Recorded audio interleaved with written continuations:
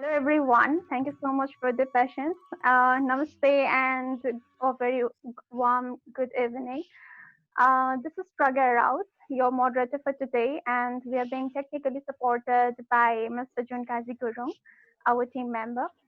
Welcome to the fourth webinar of Aankura Talks series, and today we will be discussing about earth architecture in modern practices, its essence and relevance.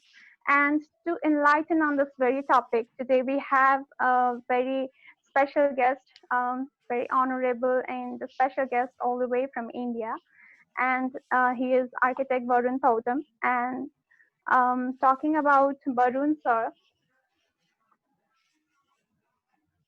he is an architect and builder, ecological building and design consultant, a trainer and researcher, and he brings more than a decade of experience working in the USA, Canada, Mexico, and India. He completed his bachelor's degree in architecture from the Indian Institute of Technology, Roorkee in 2008, and the post-professional master's degree in housing and urban design from McGill University, Montreal in 2012. His interest areas are permaculture, bioclimatic architecture, ramsar, scope, wattle and daub, stone masonry, walls and domes, natural plasters and finishes with lime and earth.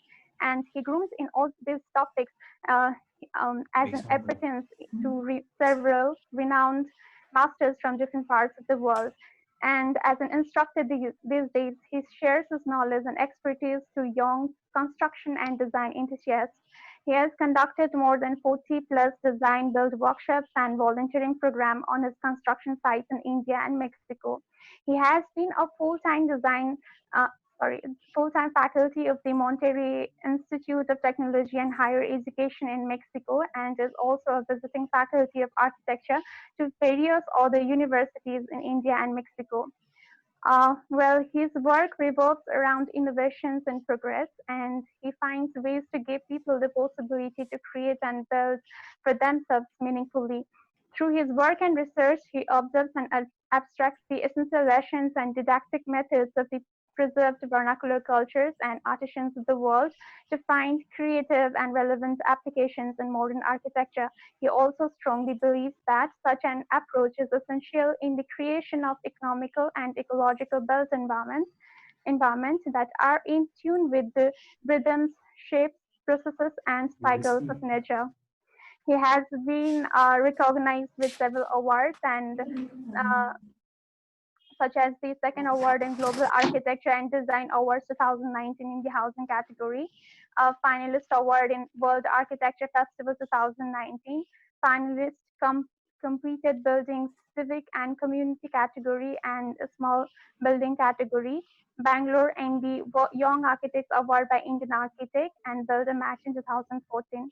Well, his work can be seen on www.varunthautam.com, and his workshops, teachings, and courses, all of them are well documented on www.handmadearchitecture.org. So if you're interested to know more about him and learn from his um, journals and blogs, you can search in there. So yes, we are so grateful that you are here with us here today. And yes, the floor is all yours, and you can take the session forward. Thank you so much. Well, I'm glad to be here and very happy that I'm able to connect to all of you. In these beautiful times of introspection, it is so nice that so many of you have found this time to give me an ear and spend valuable time of yours to hear me out. So I'm a very young architect, and it has been a very constant kind of a learning process every single day.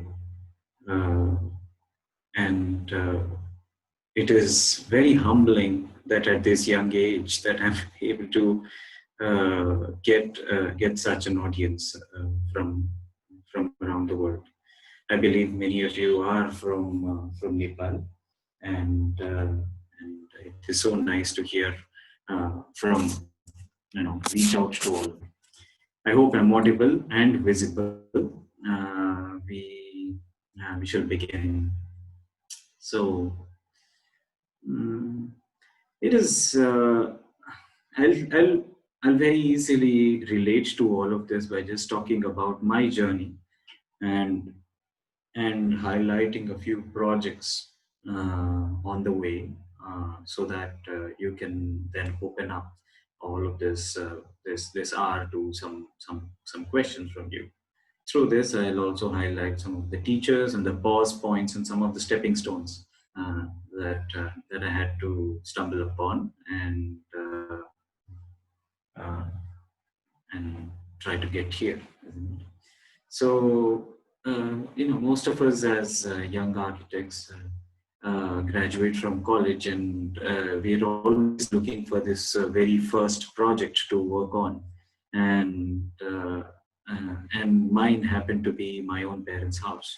And we always underestimate the value of design, of good design, isn't it? And our own very family sometimes does not realize the value of good design, or what good design can actually do to to life in general. So I was at that very time working with Satprem Maini, the director of Auroville Earth Institute. It is a small town in south of India that you should always visit. It is kind of the center of earth and architecture, experimental earth and architecture in India, and probably one of the most enterprising, active, modern earth and architectural communities where several architects are working individually and sometimes collectively to develop habitats for people.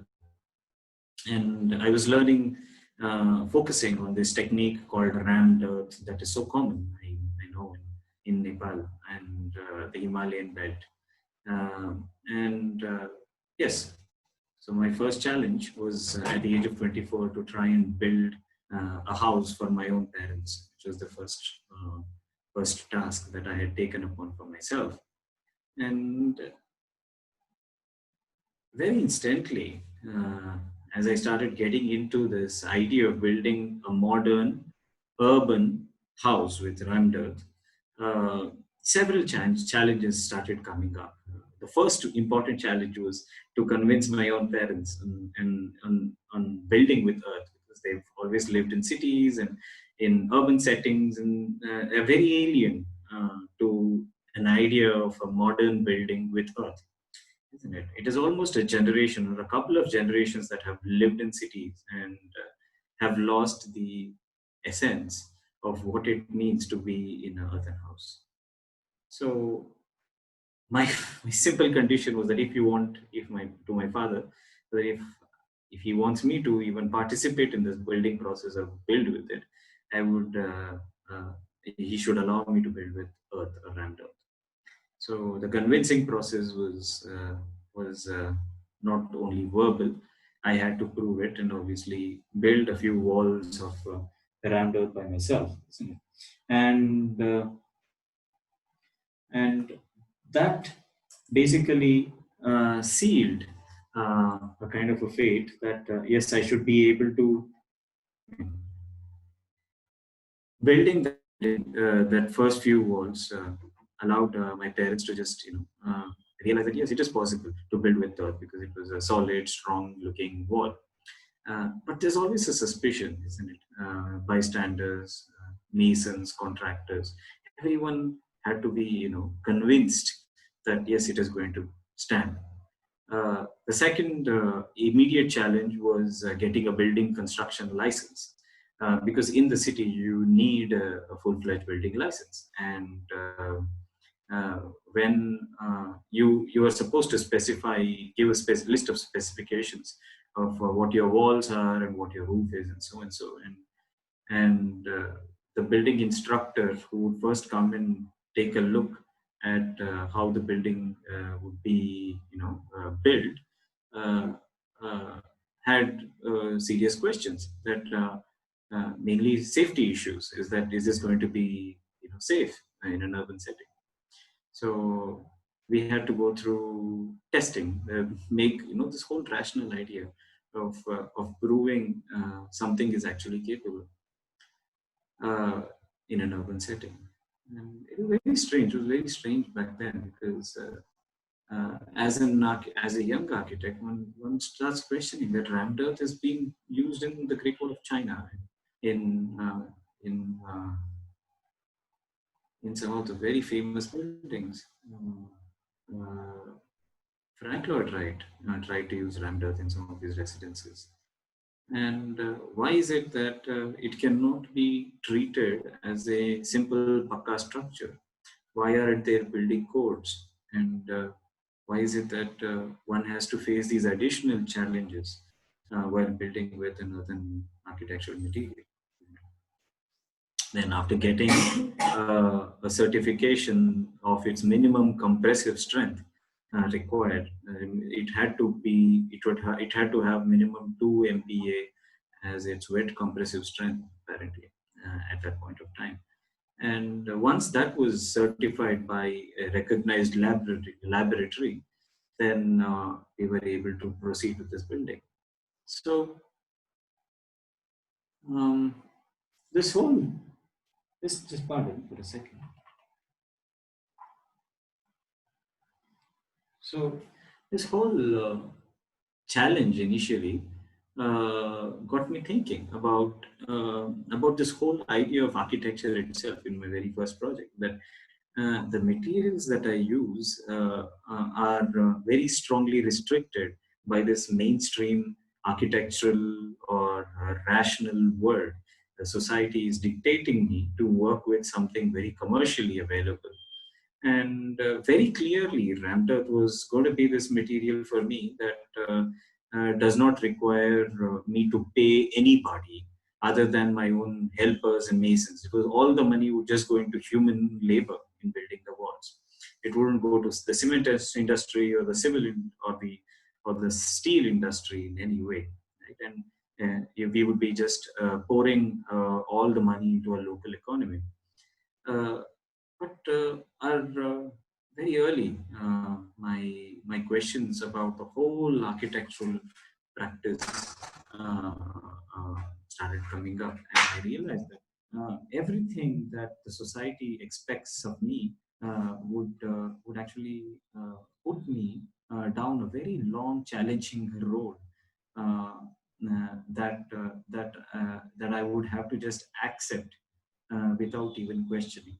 And the moment I question the conventions, then I would be kind of going upstream. I would have to start convincing people, or I would have to start, proving myself or proving a certain material that the way it works. So that was an incredible upstream kind of a task that a young architect would try to put oneself into, isn't it? Because initially we are even just looking for projects to begin with, and we are just learning something new. We don't know anything about construction or architecture. Whatever colleges have taught us is hardly useful um, in in actually executing a small building or even a large building. So so thankfully, that building that is our present home, where my parents live, was executed with a lot of errors, with a lot of changes and challenges, and like a vastu expert coming in and changing a floor plan, a structural engineer coming in and saying these walls cannot be load bearing, they have to be built with uh, with the columns and beams, and all of these. kind of led me into researching a particular material. You know, I just said that like this, let me just become really acquainted with this material, because I was not able to um use this traditional material, which I am going to call as a grandma. So ramdot for me was this grandma, which has been there for so many years, and it has to live and work with all these new modern children, right? For example, how is this ramdot wall going to be combined with a door, which is so straight and rigid, and or with a floor which is perfectly flat, or with a concrete beam which is so strong and rigid, and with all these elements, with electrical and plumbing, all these modern instruments that have just come up in the last 30, 40 years, or maybe even 200 years. Uh, and this grandma is having to live with all these, I don't know, new fashionable implements, and it is forced to adapt. It is forced to change. Otherwise, it would not be able to live, isn't it? So that challenge became the kind of central core path of how do you adapt a grandma to wear a bikini, to wear a jeans pant or something like that. And it was obviously a challenge for a good number of years. I spent three other years building modern buildings and trying to use all these modern methods around Ramlet. And we did an urban infill housing project, an apartment building with Ramlet, and I also did a couple of cob structures, which is a very similar method, very similar to how Ramdat works. And this main challenge led me to, in fact, go ahead and take up this subject, that is the, the the diffusion of innovations, of how a certain building material has evolved over time, and how can it evolve or adapt to this present modern architectural methods or construction methods. Because construction methods is only a reflection of the human know-how, of the tools that we use, of the human experiences and the influences that we have, and of what is basically available. So obviously, as the environment is constantly changing, the idea of the Vastu Purusha is that humans, uh, or the idea of the Purusha is basically that man is always trying to adapt to this changing environment. That is the central preoccupation of mankind since the beginning of time. That the environment is constantly changing, the human being is a constant. The body is not changing, but then how do we adapt to the environment? Similarly, rammed earth or any other building material, any other construction technique is constantly adapting itself and has been adapting. So my central idea is just this, that can we somehow try and understand how Ramdat was adapting. So I decided to do a complete master's on it, and I was very lucky to find a very wonderful guide with Professor Vikram Bhatt at McGill University in Montreal. And at this master's, I started looking at basically the history of Ramdat and trying to understand how earthen building has actually, how did it start, where was it initially documented, and how has the construction method changed, or how has the building technology itself changed. And that gave me very deep insights of how actually this construction methodologies have adapted over time. Slowly I started focusing during my masters on something that is very tangible, and the research topic just came about to the the evolution of earthen architecture that has been communicated in the written medium. So wherever there has been a description of a earthen architecture technique in history, it started, my research started with Hannibal, then Vitruvius, and Alexander, and all the way to Martin Roch or Mauricio Rocha in the modern time. So when I looked at all of these authors trying to write over 2000 years, and not only in the West, but also some Chinese manuscripts, some manuscripts from Ethiopia, some from Peru, some from northern India, from Himachal.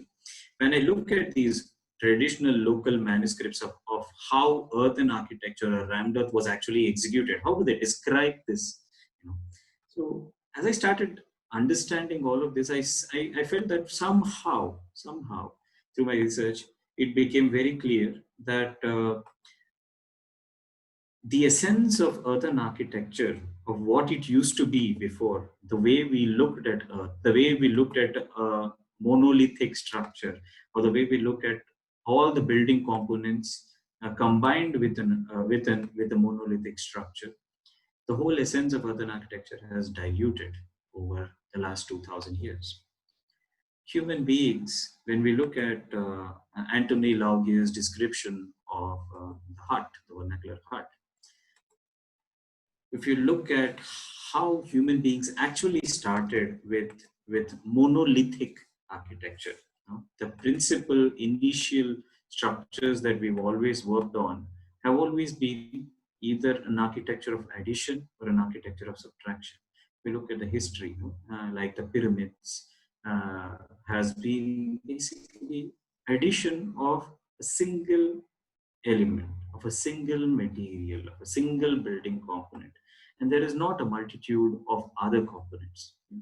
If you look at Machu Picchu, for example, it is just an assemblage of stone, the dolmen. And if you look at all these ancient architectures, being single elements, or you can look at the architecture of Petra in Jordan, and it is an architecture of subtraction where they are kind of cutting into a single element, or the temple, Kailash temple, uh, Ajanta Ellora caves in India. Right? So somehow that essence of using a single element has diluted over time, and we have not been able to work with it.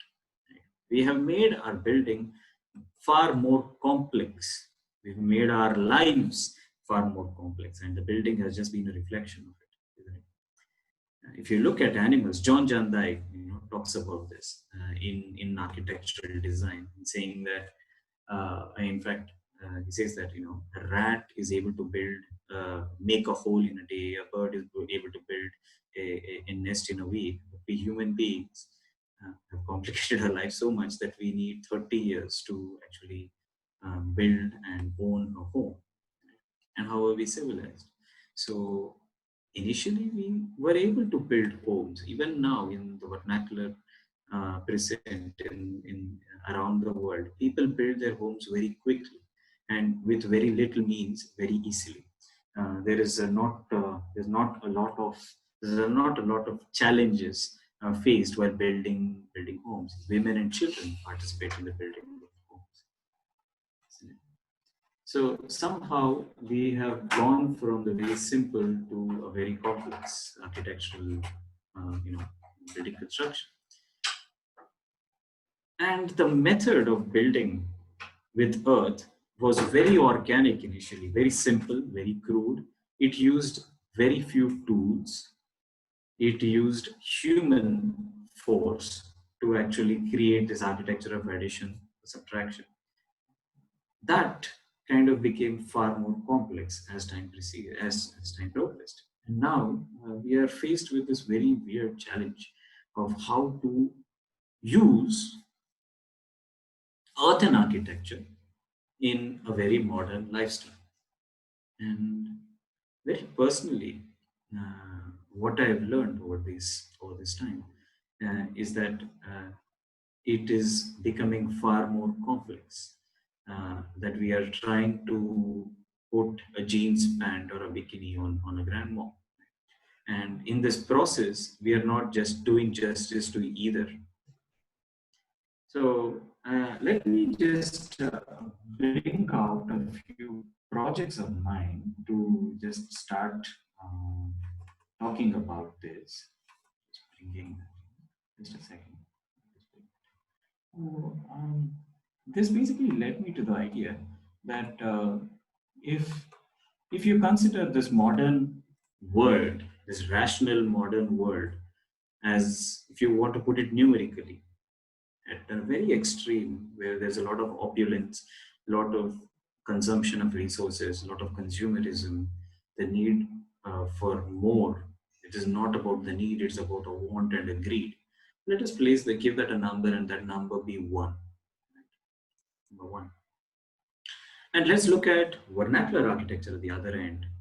Look at people living in traditional societies who basically live in a circle of life, and they just have their basic needs, and architecture meets their basic needs. They are a part of an environment, and they're not trying to modify their environment too much. And they are as important as any other species within their ecosystem. And that would be the farther end, being zero. Right? So most of us, as we've gone through these modern educational systems and come through a couple of generations of going away from the zero and coming towards one. So most of us actually lie between zero and one, and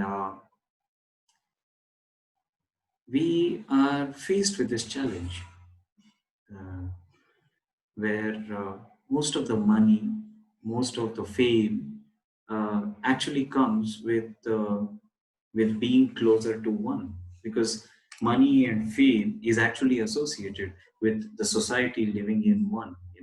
Architectural imagery, publishing, any kind of work that you do close to one is easily recognizable, easily attractive. You can make a livelihood with it and live on. And doing architecture of zero does not pay money. It's a lot of risk. We are not able to even do it because we do not know how to live like zero. And we do not know the methods of how the people who live in zero, how they build. So we cannot either do zero, but we don't want to do one. So we are kind of stuck in between this zero and one. And somehow, uh, this philosophical whole debate that while being in between zero and one, we are neither doing justice to the zero nor to the one, because we are trying to combine the methods of zero and some of the lifestyles of one. So neither are we able to build for one, nor are we able to build for zero.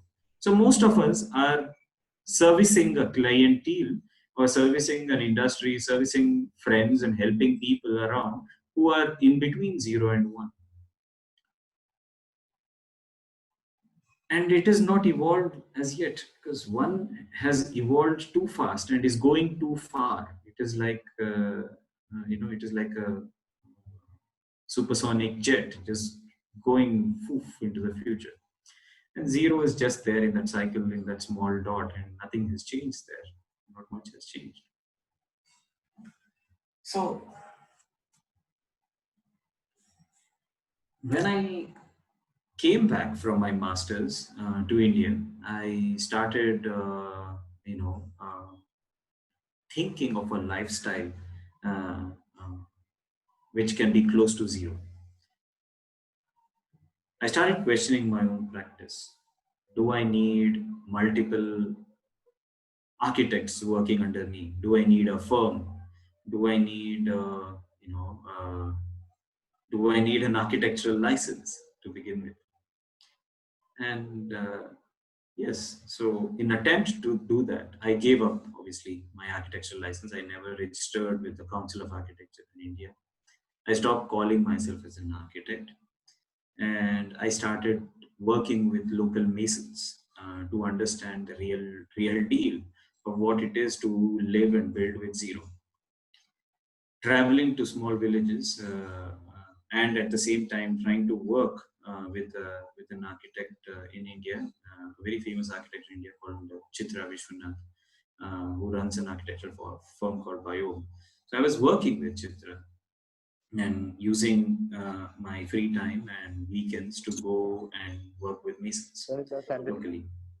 So so this uh, this whole uh, idea is that the whole idea is that mm, working with masons uh, gave me this new architectural insight that I should be able to live and build without much impact. And there is not much to actually learn from architects. And the real learning actually comes from being on the site with the masons and working.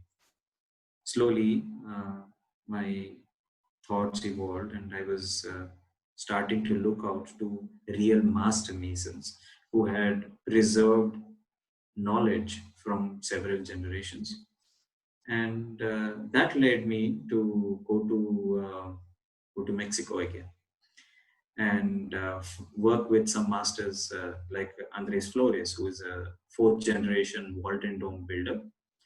I worked with him for the last 5 years. I've been working as an apprentice to him. Also met and worked with a master plasterer called Amel Kadik, who works with lime and earth predominantly. He's a Bosnian refugee who has traveled around the world and has imbibed the Japanese arts of plastering into making, very fine shikui plaster, Moroccan tadela, you know, Sirofinos, and stuccos and lime plasters. Interned and became an apprentice to him as well. And these masters have actually taught me so much more than what I had learned even in my 7, 8 years of architecture before that, including my bachelor's of architecture. Every year and every moment was such an important, every day was such an important day of learning. And yes, slowly and steadily, this idea, this confidence of being a mason started evolving. I was able to start building with my own hands. It took a long time, and as soon as that came about, it felt like I was immediately becoming a very good designer. And I was able to connect with spaces. I was able to connect with curves. I was able to connect with light and sound and smell, textures and surfaces, heat, cold, wind. Uh, and because I was there feeling these materials while building, it also gave me the power of teaching, of imparting what I have learned. Because Maestro Andres always said this, that uh, the best way to learn is by being a teacher. And he said that in such a beautiful way that uh, nothing that there's nothing in this world that we can actually contain. Even the air we breathe has to come out. The water we drink has to come out. The food we eat has to come out. Even the knowledge that we take in has to come out in some form or the other. And the more we let go and give out and spread the knowledge, the better a container of more knowledge that we become. So we are basically containers um, of this architectural code of knowledge. And that is what it all came to. That I started changing my practice from actually pretending to be between 0 and 1. I am just now trying to just go towards 0 as much as possible. Try to learn what living as 0 means. Try to learn what building with vernacular architecture means. What is the essence of it? So I made a tattoo and I put a tattoo here. I don't know if you can see. So this is kind of the circle of life, and this is the straight line that we've kind of taken. And the idea was to just remind me that we have to go back into that circle of life. And it's just reminding me every day that I have to learn from the master masons and not learn from any other architecture or any modern architecture. And that is the central lesson. It's very simple idea. Um, let's just look uh, at a couple of photos that I have here, and then I can share my screen, and I'll just tell you in 5 minutes a few of these photos. I don't know. Am I allowed to share my screen? Yeah. You can start typing your questions meanwhile. Let me just see Yes, if I sir, can you share can my share screen. your screen. Share screen. Screen share. All right. So,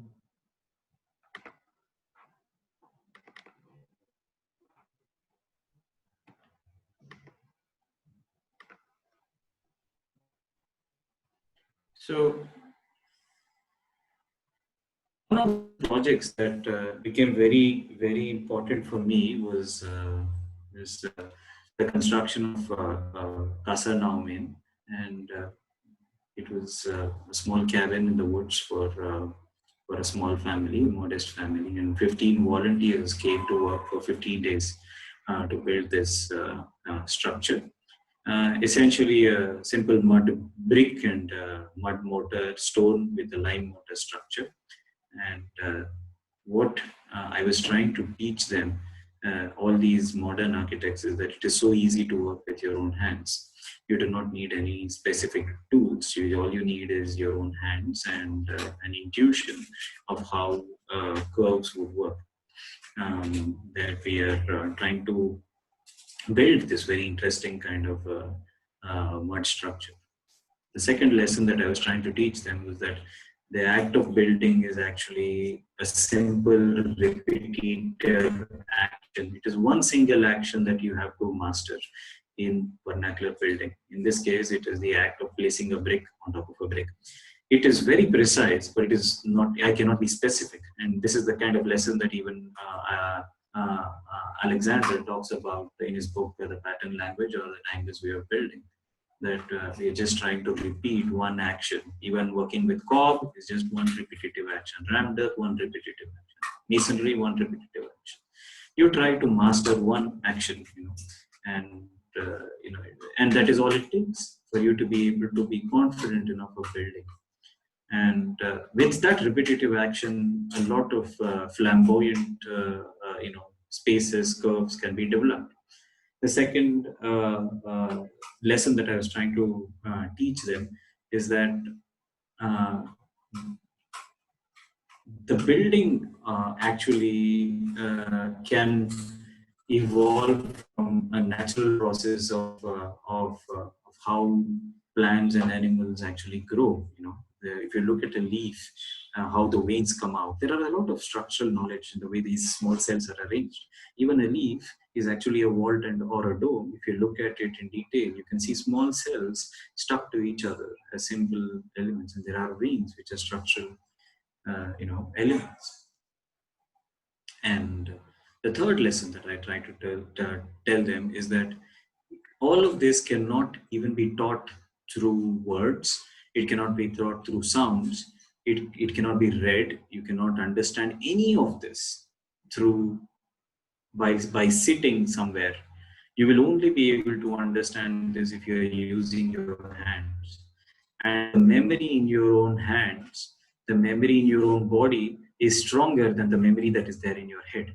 And it is that memory of, I don't know, I don't know if you people play cricket or if you play any sport, you will know that playing the sport is all about body memory. The same way in construction, it is the memory in your hands that is able to give you this thing.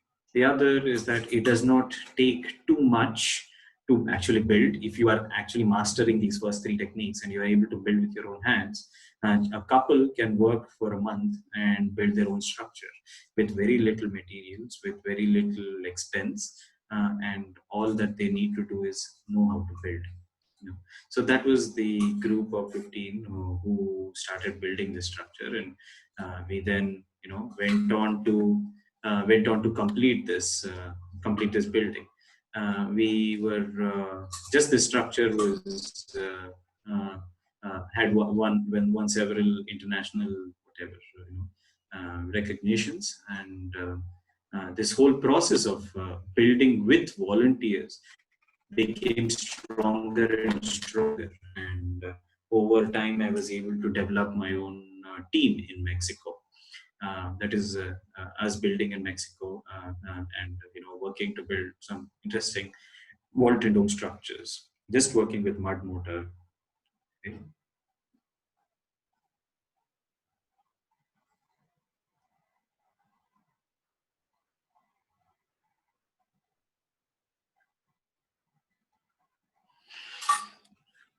And finally, I just come to a very simple learning that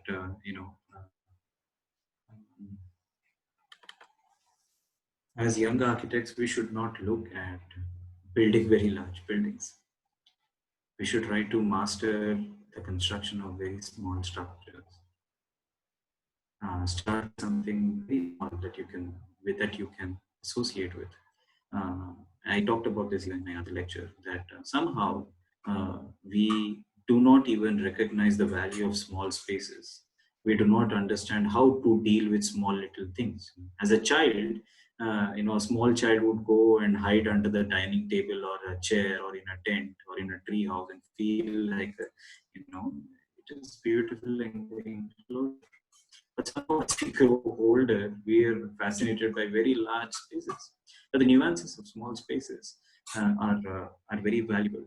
And if you are able to handle small spaces first, then you can go on to create social, urban, larger spaces. So this building was all about creating small spaces, small spaces that can touch you, that you can feel, that you can embrace, and basically feel like being inside of mother's womb. So I would stop right here and be open to some questions.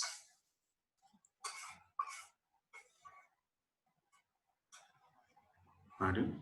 Hello? Can you hear me? Yes, sir. Do I see the questions in chat? How does this work? Sorry, sir. Do you want me to continue? I mean, where do I see the chat? Do we have any questions? Let's work on some questions. Anybody? I mean, we can see one question there, but Okay. How would you we like to can't see know? questions there, sir. Yeah, I can see. Yeah, okay. How would you I like was to gonna know read for you. Okay. from Shad?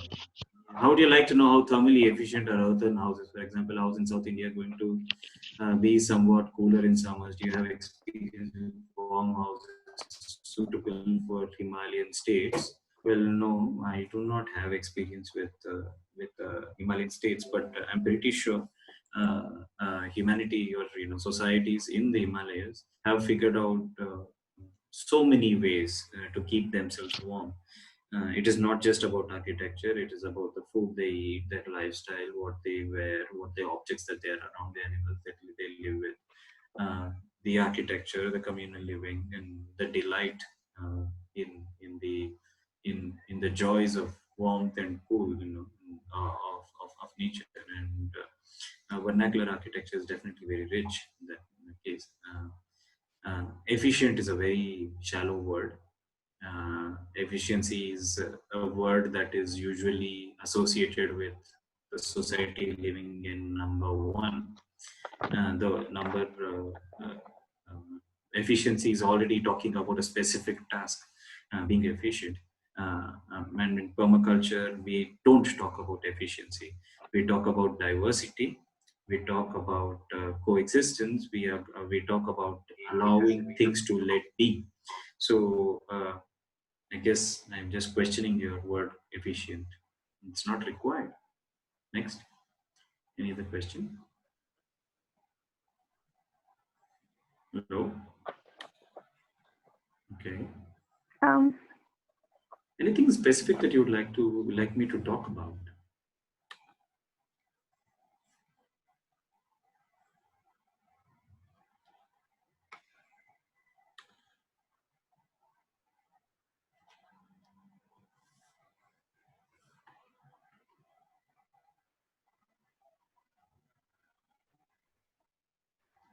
Hello,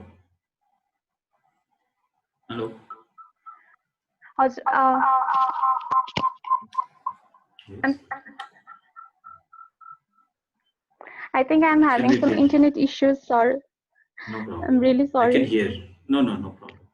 If we can build multi-story Okay. buildings, yes, of course we can build multi-story buildings. There are examples of it from, I guess, in Himachal, in India. And I've seen structures in Laos, Spiti, uh, uh, Shibam, Sana, Yemen. In Yemen, there are several cities or towns which are called Shibam is called the Manhattan of the desert, where you have 7, 8 storied earthen buildings with adobe and cork. So there have been examples. There are monasteries in Spiti Valley and in the Himalayas built out of rammed earth, which sometimes go up to 6 or 7 stories. Yes, of course we can build, but it will take a real mason to do it and not an architect.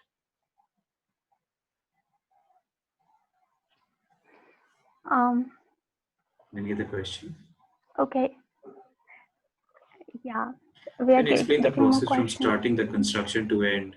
What are the factors that should be considered at each stage? Rashmi, that is basically architecture in one question. So we will not be able to cover all of that, but the philosophy is that you should be able to bring down architecture to the simplest form. Try to reduce it to 1 or 2 actions, 1 or 2 components, and try to master them. That is already very incredible architecture. Do not complicate it too much. The architecture of this is a nice book by Johann van Lengen, uh, um, um, and it's called Barefoot Architect. And you can see how simple architecture can actually be. And if you look at vernacular architecture, it is no more than 3 components. Very rarely three. It's usually 2 components. There's a wall and a roof on a floor, and everything is pretty much building components, building elements that closely go along with each other.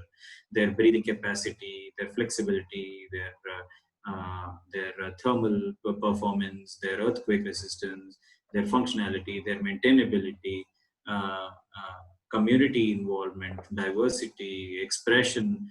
They're all very compatible. You know. And one does not even have to question them. It just comes down as a heritage that is basically problems that have been solved for several generations. And if you are able to see value in that, uh, the whole process of construction becomes simpler. How do you protect walls and domes from the extremities of weather? Well, walls and domes are, first of all, not suitable for every weather. Especially, it is not so easy uh, to build in very rainy areas, and that is the reason why walls and domes have not been built in rainy areas. It is specifically suited for a drier season or a drier region where there is only one intense rain, and a constant rain throughout the year would be very hard to what to prove. The reason being is that most vernacular buildings is an architecture of flexibility. There's a lot of movement, whether it's a sloping brick tile roof or a vault or a dome or a thatched roof or a slate tile roof. You will know that the whole roof or the whole structure is always moving. There's always some breathing happening. So your protection in the modern way that we're looking for is usually something that is very rigid. Cement and concrete are very rigid, so they don't go well each other. If you're trying to mix them, you'll have to look at a protective system that is equally flexible. For that, again, you cannot stay in number one. You'll have to go to closer to zero, because the solutions to protect them have always been there. Then what will be the okay?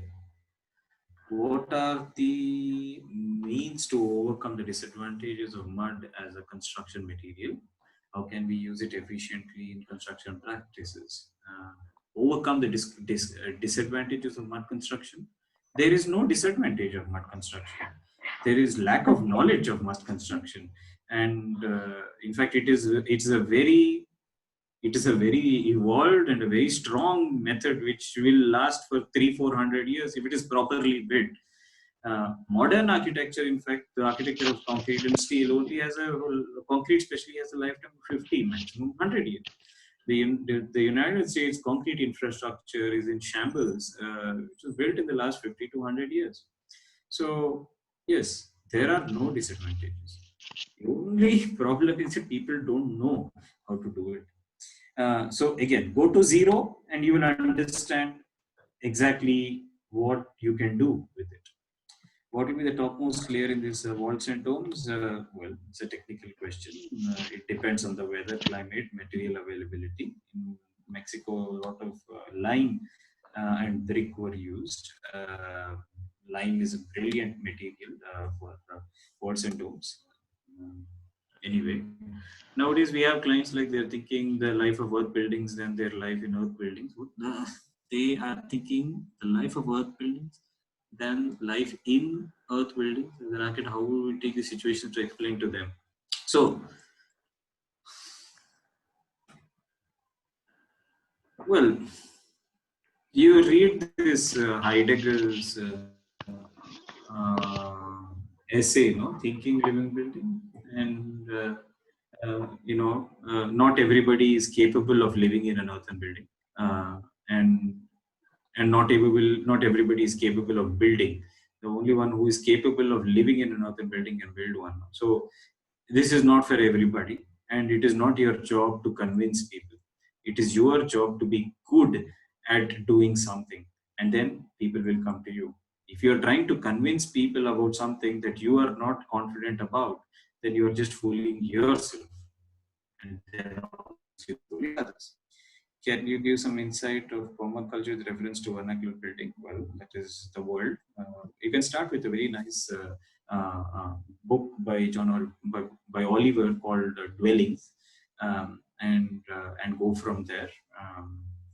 It's a very brilliant way of learning. You should do a PDC uh, for sure. Permaculture design course. We doing permaculture design. Was very influential in sorting my ideas out. Any books that recommend for people who aspire to build eco-friendly, sustainable houses? I already told you, man. Don't read.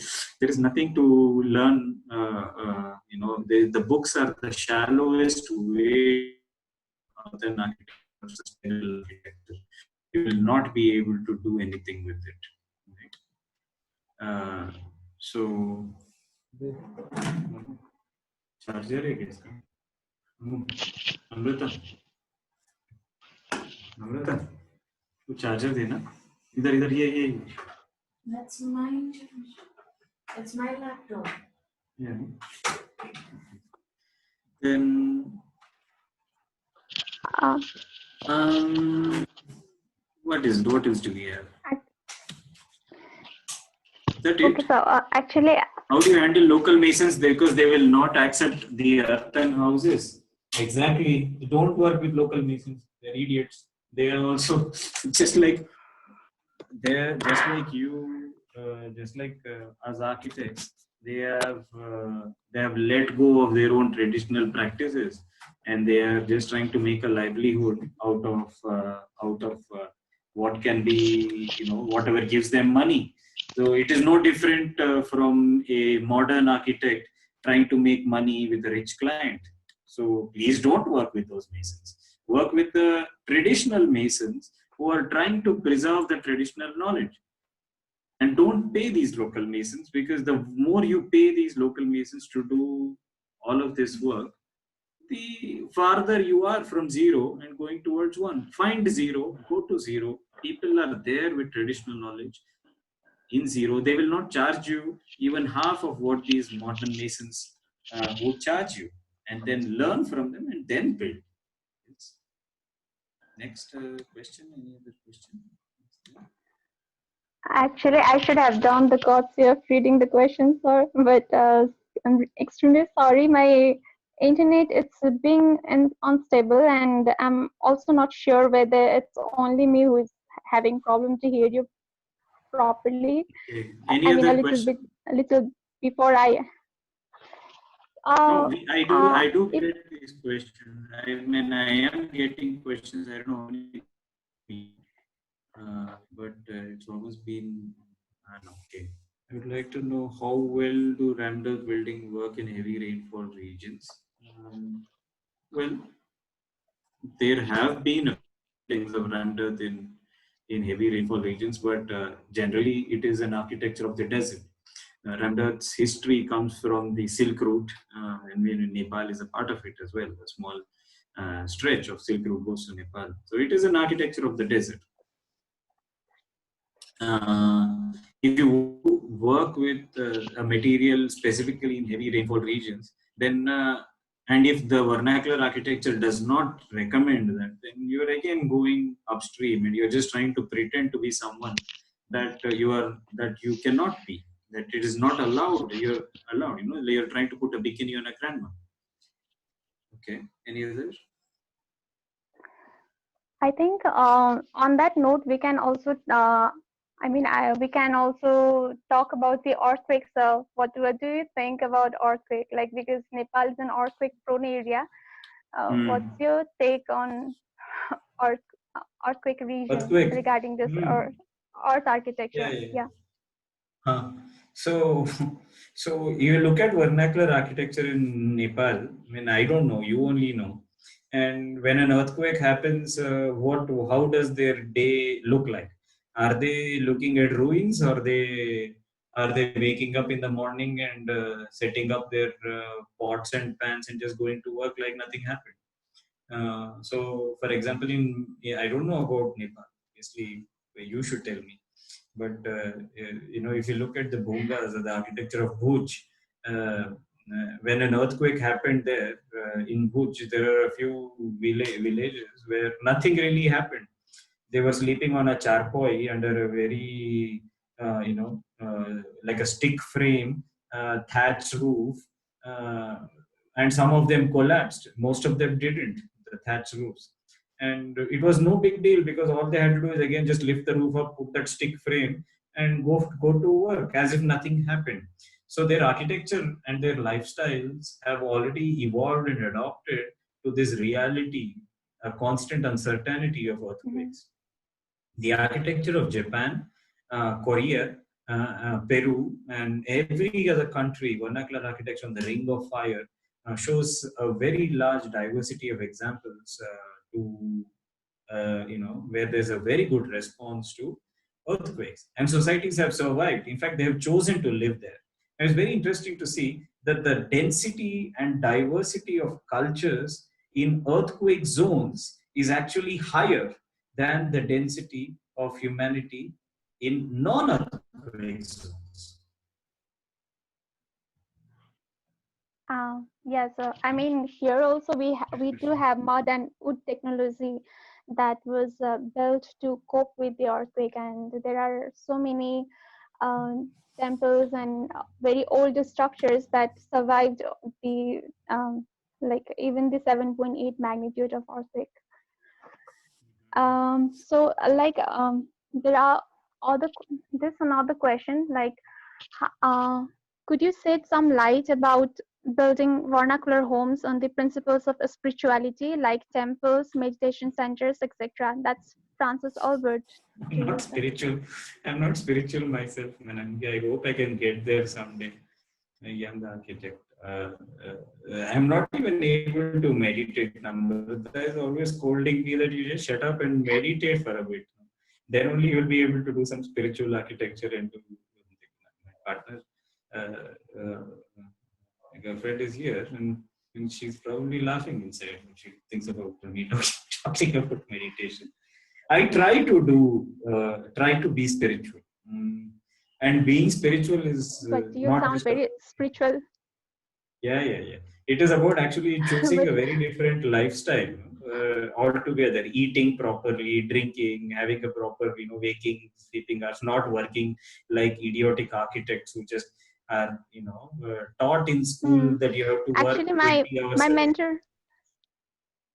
Uh, yes. Tell me. So my mentor says that like being the best version of yourself is the pathway to spirituality. So I guess you're already in it, but you're just not admitting. So No, not really. I am so far away from being spiritual because I am still doing, a very stressful kind of work every other day. And I don't have much time for myself. Mm. I'm so disorganized, and I wish I could be better organized. And even for my own, simple things like a lecture. Uh, yes, but yeah, so I it will come over time when I lose all the hair and become white haired. Probably, mm, just tell me. so yeah, so I had some questions written myself, I mean personally. So I think we discussed, I think you discussed before also, but still, like, what's your opinion about the stigma that exists in people regarding vernacular architecture, and they somehow relate it with social status and so off, and consider it as something that people struggling to meet financial ends go for. What do you think about it? Hmm. And Yes. also, like, you went to US, Canada, and Mexico, right? So and like, did you find the same kind of opinions and mindset in people from belonging to there also? Like, how do they perceive sustainability and vernacular architecture in those places? See, the world is basically divided into 0 and 1. A villager or someone living, for example, if you look at the Inuits in Canada, or you look at the Aboriginal tribes in the White Indians in the United States, or the descendants of the Mayan or the Aztec, societies living in Mexico, they live a very simple life of permaculture. It is very simple to people living here in India or in Nepal, living in the villages away from this modern society. There is no difference. It is as simple as human beings adapting to what nature is providing, not without damaging it, just participating in nature just like any other animal does, being a part of an ecosystem and not dominating an ecosystem. So that is what I learned. That the more I traveled, the more I only saw how modern education, modern architecture, modern tools and implements, modern knowledge has destroyed traditional know-how. It has destroyed environments, has destroyed people, has destroyed societies, families, economy. We've just become dependent on a simple piece of paper that we call money, which is actually having no value. If you burn it, it will not even give you a second of heat. It literally has no value. But if you put that amount of energy to earn the money, into growing a fruit tree or raising a child properly, you will definitely find that the return is so much more. So as architects, we are basically fought if we want to go towards building for a society living in number one, because there is too much destruction there, destruction of everything. In fact, the destruction of the inner self begins by choosing towards walking towards the number one. You know? And you can see most societies who are closer to one are actually questioned by this new virus. New York, London, and Mumbai. The denser and the more affluent and oppressive a society is, the more susceptible it is towards all these risks of food shortages, migrant labors, health, all these nonsense happening with all that. Whereas people living in villages are very happy. I'm pretty sure there are several villages in India who haven't even heard of the word COVID or have not even affected by it because they're just so far off and cut off from this pandemic. Yes, next. Any other question? Yeah, the final question, so like, how much optimistic are you, like, regarding the youth, and I mean regarding the vernacular architecture coming into more practice is seen now. I mean these days. Now these days, I the more I see architects who are trying to be an architect, the farther I see them capable of getting closer to vernacular architecture. So, if the youth or the new generation of architects can go to the site, can work with their own hands, learn from the masters, that is the only way, in my opinion, that architecture or building construction can be learned. It cannot be learned on the internet. It cannot be learned by reading books. It cannot be learned by taking instruction from somebody. Even I cannot teach you like this. Go and work on site, only then you will learn what is architecture. Get to know the materials, feel the space, sweat and blood, fall, take some hits. That is how you will learn to cycle and go towards vernacular architecture. Modern architecture, you can very easily do. In fact, anybody can do it. You can just take phone calls. You can order a bunch of people to do something. You can order a bunch of materials and do everything will just fall in place. You are just a broker of a modern system. You're a small pinwheel in a very large, complicated cogwheel system, and we're just trying to just move blindly forward, right? So please don't get stuck in it. The more you get stuck in it, the more purposeless your life will feel. Yeah. Yes, sir. I think that's all. Actually, we had our respective architect, and also the president of Society of Nepalese Architect, Anju ma'am, um, as a participant Okay. before. But I think she was messaging me like there's some connection issues in a place, and I think she left already.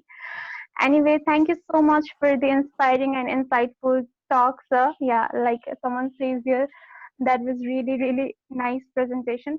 One thing with Varun sir is that like you can go on and on with listening from him, and still you want more and more because his thoughts and everything are so poetic and something that we can relate it from within. I think, yeah, that's it for today, sir. Thank you so much for your precious time, and um, I guess, yeah, thanks to every You're welcome, participant guys. as well. Yeah, lots of And love to all of you. Please stay safe and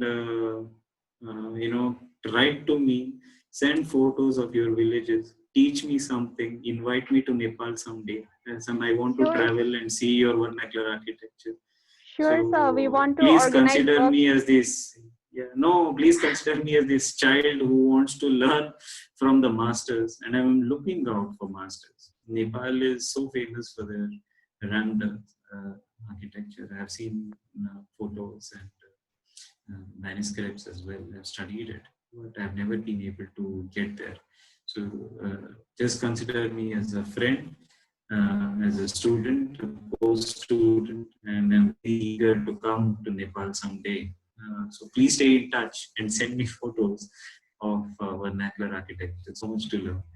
Very inspired Sure, sir. by Sure, sir. your country and your society. Thank you. Thank you so And much. hopefully we will get to invite you, sir, for workshops and for programs or maybe even projects. Thank you so much, sir, and thanks to everybody participating today. We will try to come with more informative sessions in future. Yeah, thank you so much, and like Varun sir said, stay safe, everyone. Thank you so much. Yes, sir, thank you so much. Thank you.